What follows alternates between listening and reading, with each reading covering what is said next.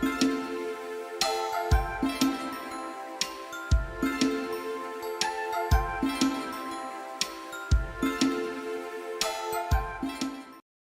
son had a drinking problem at college.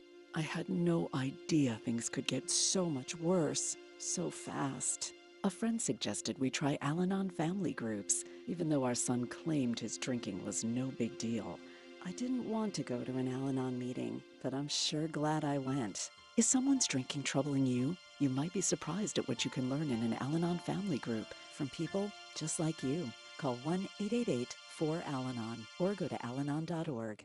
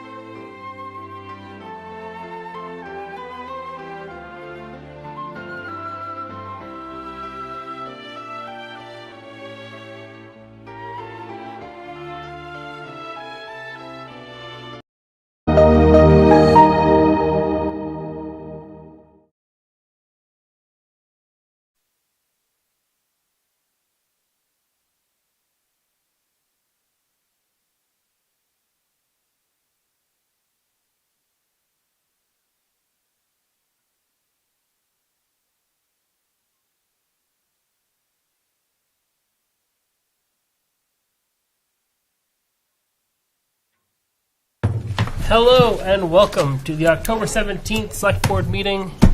All members are present, plus town manager, town clerk, town assessor, no members of the public. Let us stand for the pledge. I pledge allegiance to the flag of the United States of America and to the republic for which it stands, one nation, under God, indivisible, with liberty and justice for all.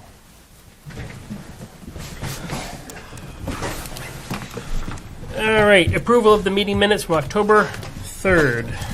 I make a motion to approve the minutes as presented. I'll second it. Any further discussion?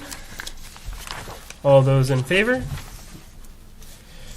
Terrific.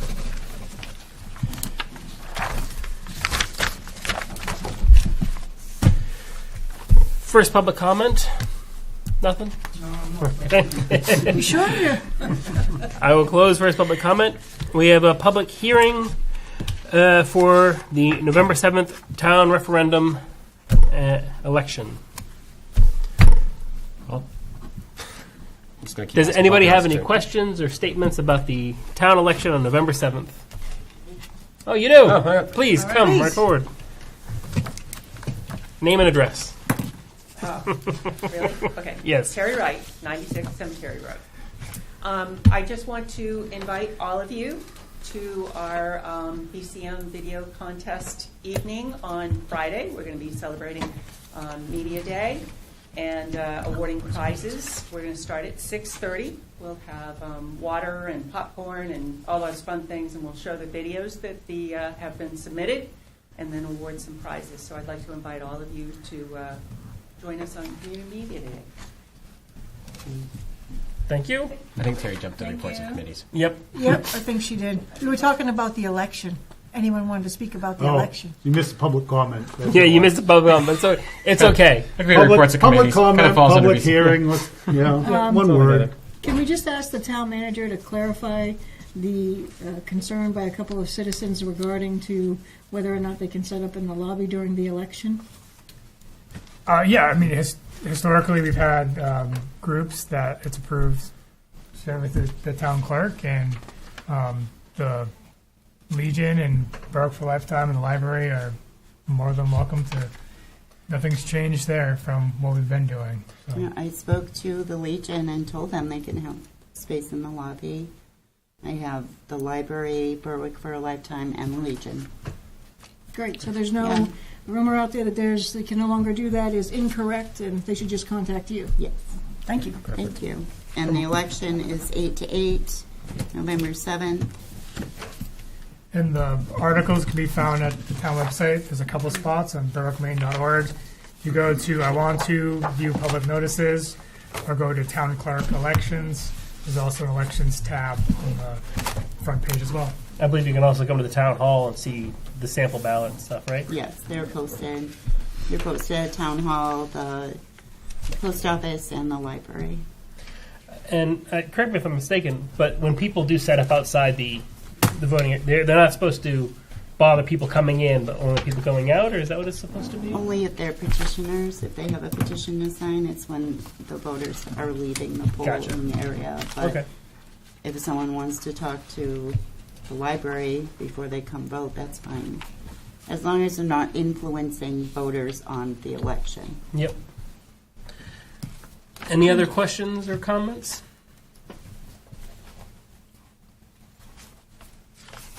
Right. I will close the public hearing.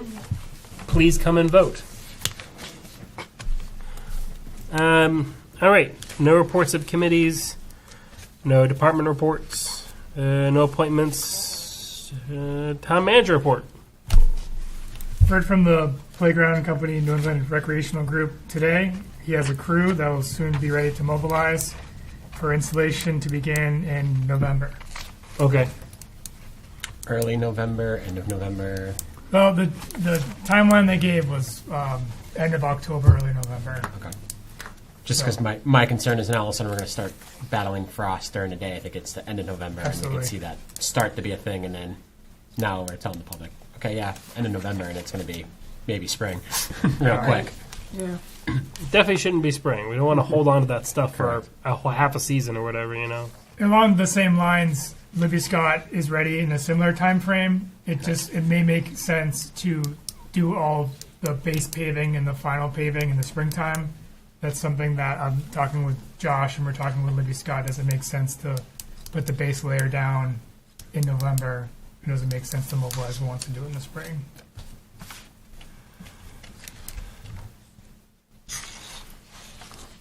I wanted to get the board's opinion on. We've discussed this in a few different iterations about ADA ramp at the back of the auditorium. This is the area where there's direct access to the auditorium. It's towards the back on the Eleanor's Way side, and that would be just a backup for if the lift is down or we don't have power. The challenge with the back door is that it's not wide enough for an electric wheelchair, things that are really wide, but for the regular wheelchair it would fit. And we're waiting on, I heard back from the lift company today, and we're still waiting on the inspection, and the lift company's talked with the inspector, he's talked with the chief inspector, so we're hoping to hear back. I should hear back from the lift company tomorrow with an update on that inspection date. You're just talking about a physical ramp, like movable, removable, or I think it would be permanent and maybe Okay. an installed ramp at the back of the auditorium. Yeah, it's something that we've talked about the last 5 years, I think, Yeah. when Steve was first around, trying to figure out what to do to get access in there. Be the doorway just outside here, actually, is where we're talking about. Is, as James said, is the existing exterior door, I believe, is just under 36 inches, which is ADA requirement. So whether we'd have to do something with the door or not is one of the questions. We had talked about putting a lift out there also at one point, is, so you could just come in and then lift up to that area. Is the problem that I've brought up in the past is the access to it. Is, there's no parking there except for on Eleanor's Way, and having to make an accessible parking area with a pathway getting to there could be problematic unless we change Rochester Street and put parking out here, which we've talked about several times.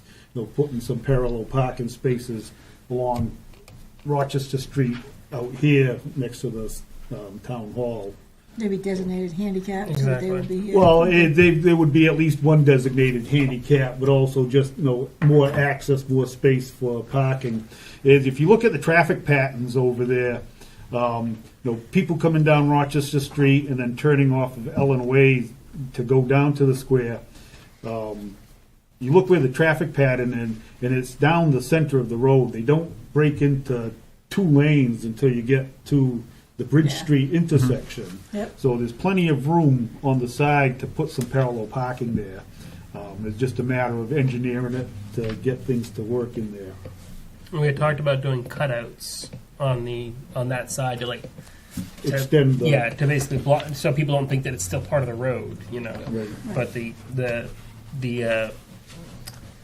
town works people, they don't like cutouts very much. So it's there's drawbacks and benefits to everything. I think the main question is, if the door is an issue and what the overall cost would be.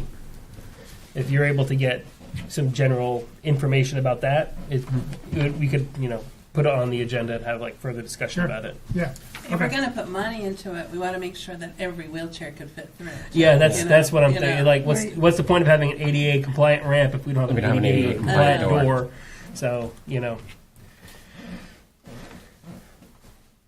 Okay, that completes my report for today. Are there any questions for the town manager? No, I think just in regards to that, to try to look at the whole, see what we would have to do for the whole project too, whether it's extend the sidewalk out there or like Tom said, what parking looks like, just so we have the whole picture too, because putting a ramp there is great, but we're going right in the grass.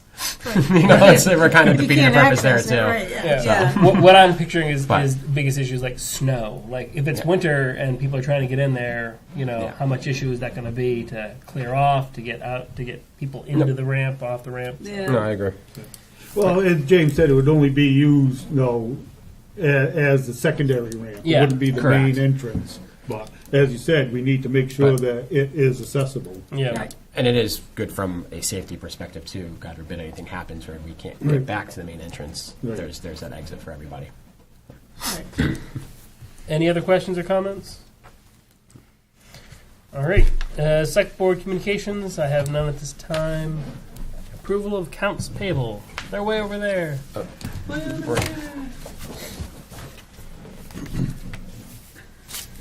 about that. No problem. All right, we have a payroll warrant dated October 12th, 2023, in the amount of $79,001.81. Payroll warrant number 24 from October 19th in the amount of $82,488.60. And accounts payable warrant number 25 from October 17th in the amount of $1,841,385.04. I make a motion that we pay our bills. Second. All those in favor? And just for the record, the reason this one is so big is we paid our taxes to the county and the school. School. So that accounts for more than half of that Yeah. of that amount. All right. New business 2023 municipal valuation return. My name's Paul McKenney. I'm one of the assessors. So this is a yearly return that we're required to fill out for the Maine Revenue Services. It's kind of a review of all our total assessments, the exemptions that we've granted, any tree growth or farmland, special use properties, that type of stuff. It's a report just to let them know how they're going to reimburse towns, for the state budgets. So I guess I'm here. It needs to be signed. I'm just here to answer any questions if you have any. Most of it comes from the tax commitment that we approved earlier. Most of the other stuff is just informational or a breakdown of, the different exemptions of tree growth, farmland, that sort of stuff.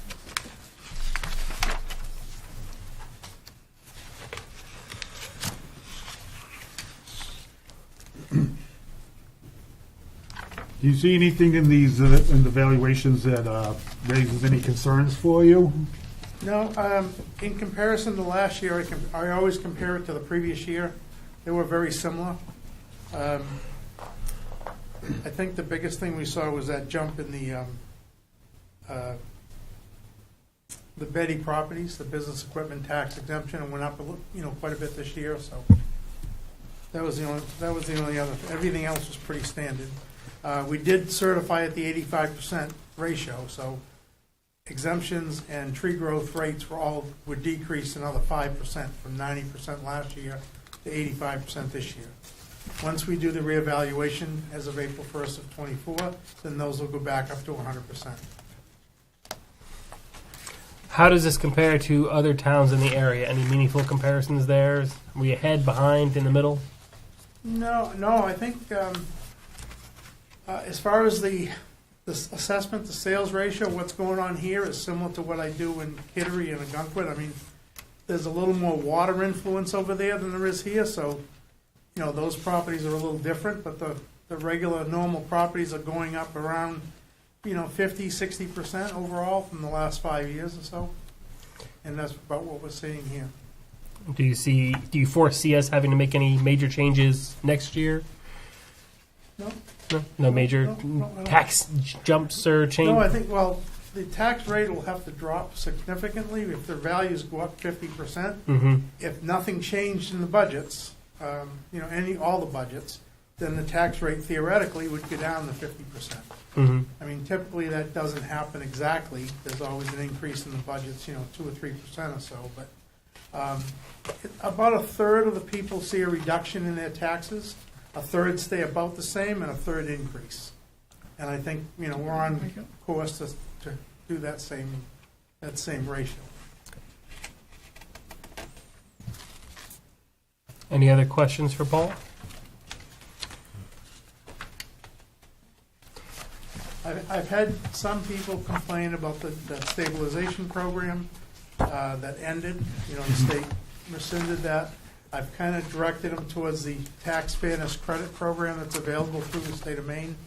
I'm still waiting to get more information from Maine on that, so I can get something out there on the web or on the PCTV or something like that, so we can let people know that need it.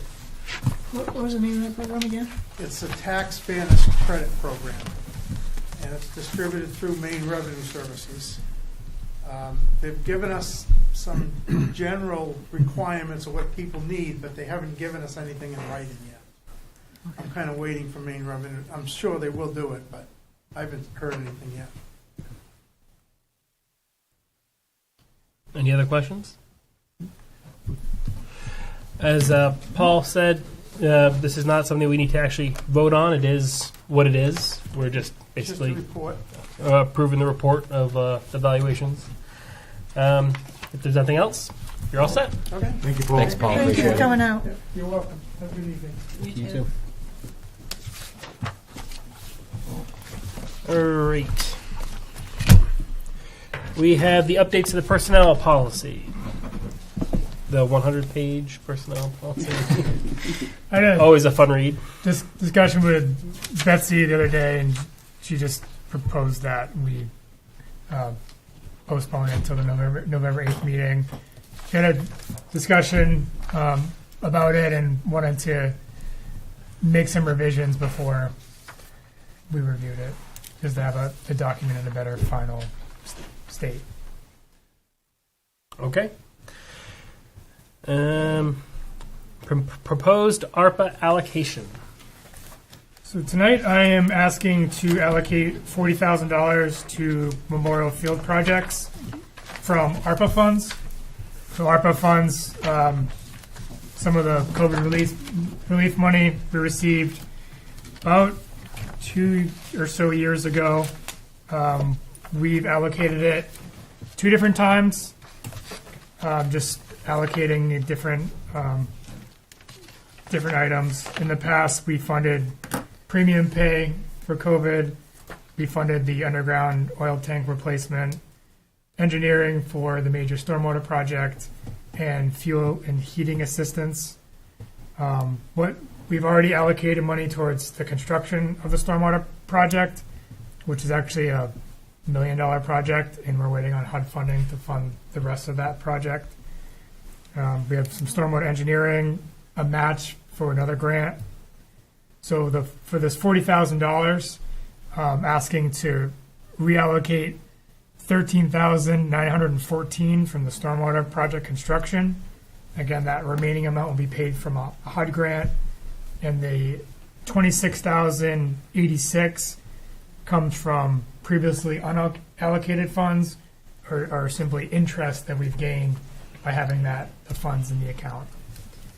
And projects we have upcoming from Memorial Field, we've got quotes to improve ADA accessible for the fence off the Sweetser Street entrance, add an emergency gate for the 71 Sullivan Street side to get emergency vehicles in, soundproofing for the pickleball tennis court, the fence, the paving, the painting, and underway is drainage. So we have the drainage that gets the drainage off from the playground. Right now, our contractor is doing the drainage that gets it away from the site, and it also is preparing us for the splash pad to be able to tie into down the road. So it's preparing us for that. So can you tell us how much ARPA funds we were originally allocated and how much we've spent at this point? We were allocated, it was about, just doing some quick math, about $858,158. Okay. And how much have we spent so far? We've- Or how much have we allocated so far? We've spent just about $313,374. Some of that was allocated, not spent, but most of that amount has been spent. Okay.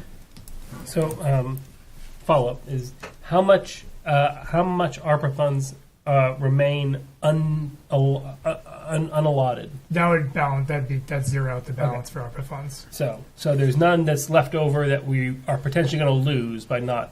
Correct. Okay. Yeah, and Because that was going to be my follow-up. It's like this Yeah. expires if we don't use Yes, it. it Yeah, is. yeah, Yeah. does it expire? Yeah. yeah, and Yeah. the we have 545,000 in there now that will accrue some interest. So I might come back. There might be 1,000 or two that accrues an interest that we might be able to reallocate. But we're not going to lose it because it's already allotted for the project. Yep. Okay. Yeah, we have a certain time frame to allocate it, and then we have a certain time frame to spend it. Gotcha. Okay. I'll make the motion that we move $13,000 from the stormwater project and $26,086 from the interest unallotted amount to the recreation project. I'll second the motion. Any further discussion?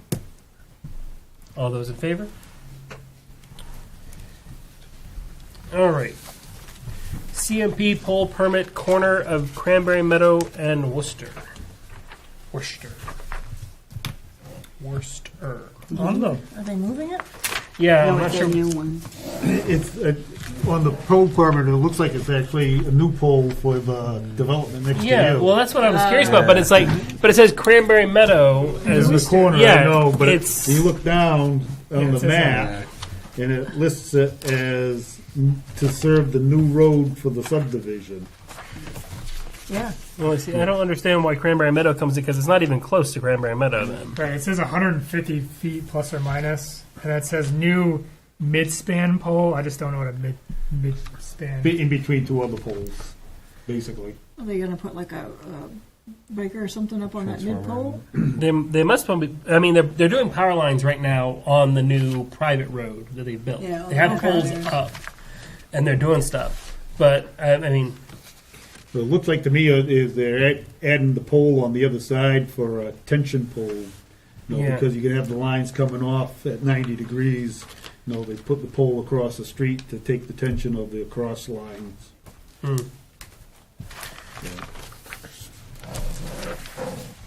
I mean, I have no problem approving it, and I just Yeah. I don't get it off the top of my head. If it had just said Worcester Road, I'd have been like, yeah, they're putting it in across the street. So Yeah, bring the power that's in. what got me was the corner of Yeah, Cranberry. the Cranberry Meadow part is what throws me off because I guess It's like- closer to Cranberry Meadow Road than Pine Hill It Road. says, I mean, It yeah, says it's it's like, a starting point, but yeah, the only road it's on is. but by my reckoning, it's closer to like, I don't know, 1,000 feet from Yeah. from Cranberry Meadow. They dropped a zero. it does say, I missed this one here. Yep. Looks like it says it's 1,501 And one. feet One. from. Yes. Yeah. So that's Okay. closer to your 1,000. That's feet what I then. was There thinking. you Yeah. go. Okay. So There if you it go, is there's your- 1,501 feet, then that would make sense. Yeah, I read it as 150. That didn't make There sense. you go. I don't worry about any of that. My power is all underground, so I don't. Yeah, it is 1,501. That's what it says on the second page, on the third page Yeah, there. plus minus. And it looks like it's I'll make a motion that we grant the pole permit for Worcester Road to serve the new subdivision. a second. Any further discussion? All those in favor? All right. Painless. Go. All right.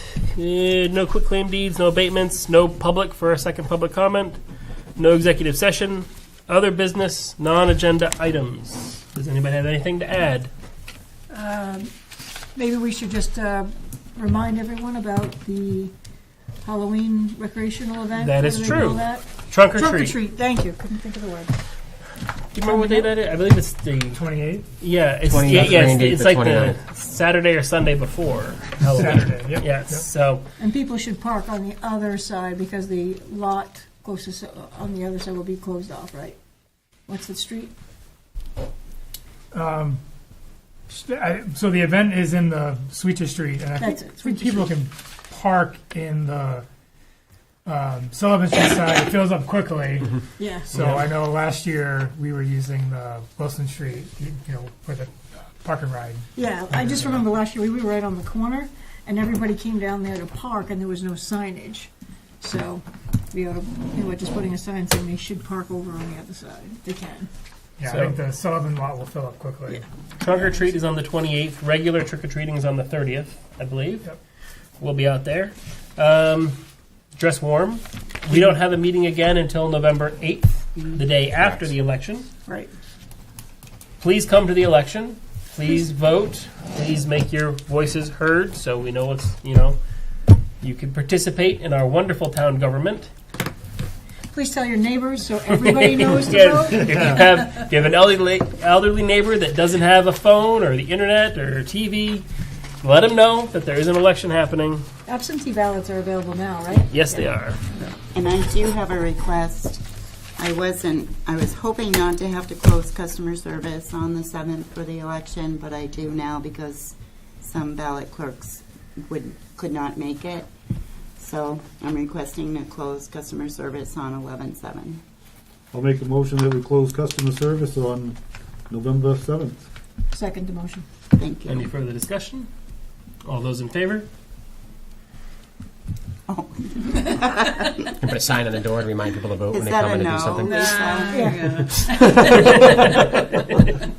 Because I'm too tired. I can't get all the way up there. All right. So, customer service will be closed on November 7th. There's an election going on November 7th. The next select board meeting is November 8th. Same time, different day. Anything else? Trunk or treat is the 28th. Great. Regular trick and treating is on the 30th. Right. And have a good night. Motion to adjourn. Second. All those in favor? Good night.